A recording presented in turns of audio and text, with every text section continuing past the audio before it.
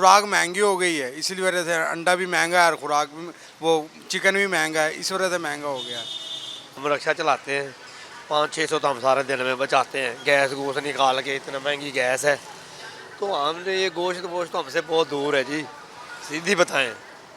हाँ, बस ये दाल रोटी से गुजारा मुजारा ही कर रहे हैं भाई, सीधी बात करते हैं हम। हमें क्या ज़रूरत है झूठ बोलने की, आग लगी पड़ी है भाई हर चीज़ को। हम गोश्त लिया करते थे या बेचा करते थे, वो 150 रुपये किलो, वो चीज़ हो गई है इस टाइम 700 रुपये किलो। आप बताएं गरीब आदमी कहाँ से खाए, कहाँ से ले, कहाँ से पकाए? तो जाहिर सी बात है, जब कस्टमर नहीं आएगा तो शॉपकीपर दुकान बंद करेंगे। इतने हैवी रेट पे कस्टमर आता ही नहीं है, तो बेचारा सब्ज़ी दाल खाता है। जब से ये हुकूमत आई है ना, तो महंगाई हद से ज़्यादा बढ़ती जा रही है, हर चीज़ आवाम की पहुंच से दूर होती जा रही है।